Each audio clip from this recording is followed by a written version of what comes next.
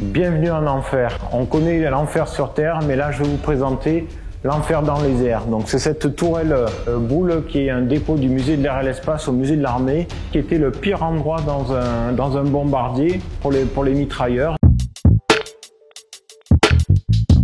Cette tourelle boule qui est en fait une Sperry Ball tourette, donc c'est la société Sperry qui avait conçu cette tourelle qui se trouvait sous le ventre en fait des deux bombardiers, le bombardier B-17 Forteresse Volante et le B-24 Liberator. En fait, cette tourelle équipée le dessous des appareils, c'était effectivement le pire endroit pour le mitrailleur, parce que vous aviez différents mitrailleurs de bord. Il fallait en fait un membre d'équipage qui était le plus petit, qui était malheureusement désigné pour cette place de l'enfer, 1,62 m grand maximum.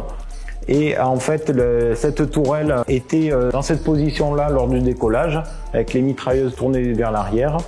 Et une fois que l'appareil avait décollé, à ce moment-là, les mitrailleuses étaient tournées vers le bas. Le mitrailleur descendait dans la tourelle, fermait la trappe et ensuite se remettait en position. Cette tourelle tourne à 360 degrés.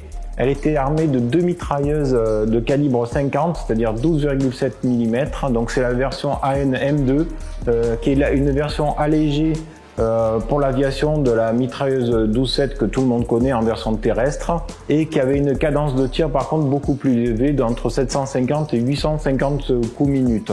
Et l'éjection au moment du tir se faisait, vous aviez une trappe de chaque côté, et l'éjection se faisait par ces trappes. Et l'alimentation se faisait il y avait un système de goulottes qui alimentait par bande les deux mitrailleuses. Donc là, je vais ouvrir la trappe, mais en fait, il faut imaginer cette trappe en fait tournée vers le haut, donc quand le mitrailleur va arriver. Donc vous avez deux verrous, un premier verrou, un deuxième verrou, et ensuite on ouvre la trappe. Et le mitrailleur va entrer dans la tourelle.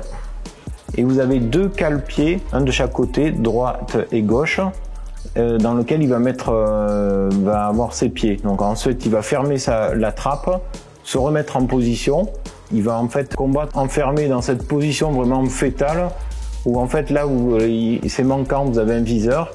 Et grâce au pied gauche, en appuyant sur ce qui servait de commande, la cale, il pouvait faire le point avec le viseur, et ensuite le pied droit qui servait à la communication avec le reste de l'appareil. Donc vous avez les deux mitrailleuses de chaque côté. Là vous avez un endroit aussi qui permet de voir où en est le niveau d'oxygène. Donc il va se brancher son masque à oxygène sur le circuit de l'avion.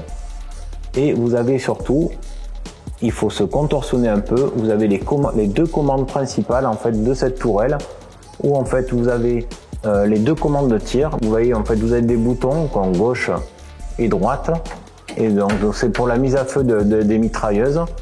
En poussant la commande vers le haut, donc la mitrailleuse va descendre, vous tirez, ça va monter, et ensuite c'est inversé. Par contre, vous poussez à gauche, elle va aller à droite, et quand vous poussez à droite, elle va aller à gauche. Donc vous imaginez, c'est un endroit super exigu, et si malheureusement il y a un problème de commande pour remettre la trappe en position, le mitrailleur va rester bloqué. Donc il faut s'imaginer, il n'a pas de parachute, le parachute est resté dans le fuselage. Donc il faut absolument remettre la trappe en position haute pour que le mitrailleur puisse sortir et éventuellement sauter en parachute. Donc cette fameuse tourelle boule va inspirer un certain nombre de films, notamment Memphis Belle, et elle va aussi inspirer certains films de science-fiction, parce qu'on va le retrouver dans Star Wars ou même dans Oblivion avec cette forme-là avec une double mitrailleuse.